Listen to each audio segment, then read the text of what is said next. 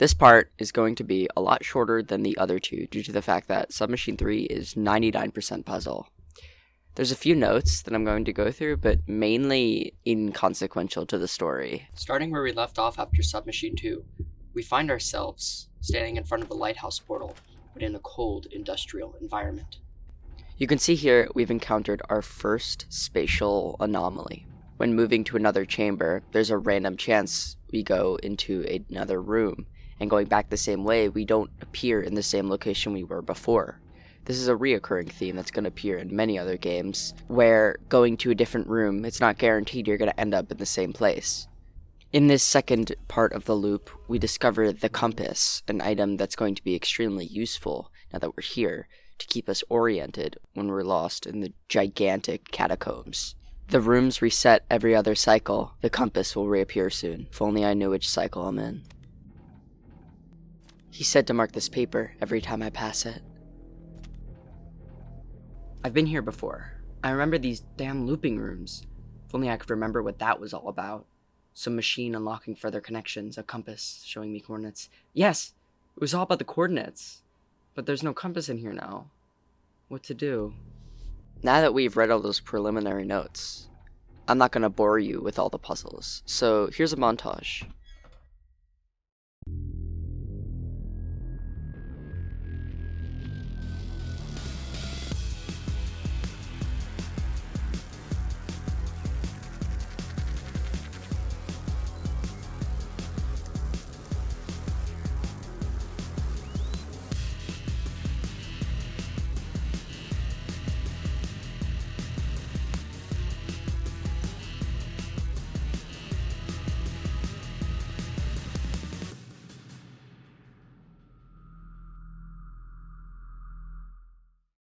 On the last puzzle, there's a note from our lighthouse keeper, Myrrh.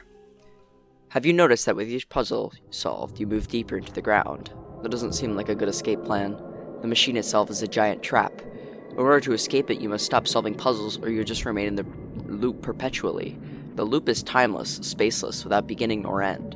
It's the worst place you could have found yourself in after teleporting from the lighthouse. Here's what I want you to do. Don't open the door in 0-0. Instead, look for a green leaf and bring it to the stabilizer in -12.9. This should disconnect you from the loop, in which case you should arrive at the lab, or somewhere nearby. Good luck, Myrrh. If we do what he says, and bring the green leaf to the portal in -12.9, we can put it in and escape the loop.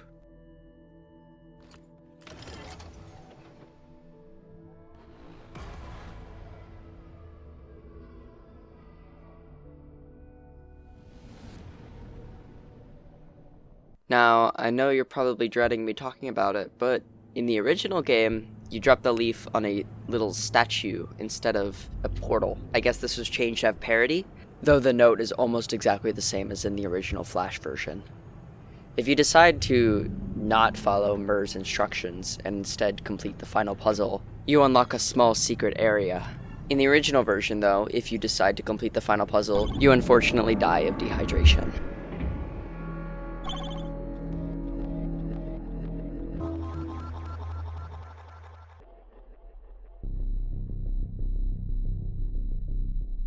While I can't comment on much lore introduced in this installation of the series, I can comment on some parallels people have drawn to the Canadian horror movie Cube, which is a good film. It consists of a group of characters stuck in and exploring a giant maze of cubes with traps and puzzles in them. Quite similar. Another similarity I noticed was to the movie The Matrix, not only in the intro in the original Flash version saying there is no spoon, a famous line from The Matrix.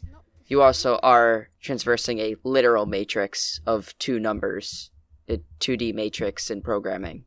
That's basically everything I have to say about Submachine 3. It's kind of the most standout game in the series, certainly the most unique. A lot of people who play the game say to skip Submachine 3 if you're doing a replay of all the games, but I say play it. I think it's fun, and the puzzles are fine, and if you just play through it and you know all the solutions, it's like 8 minutes. But anyway, once you place the leaf into the teleporter, you get transported to some kind of roof location. And this is the location of Chapter 4, the lab.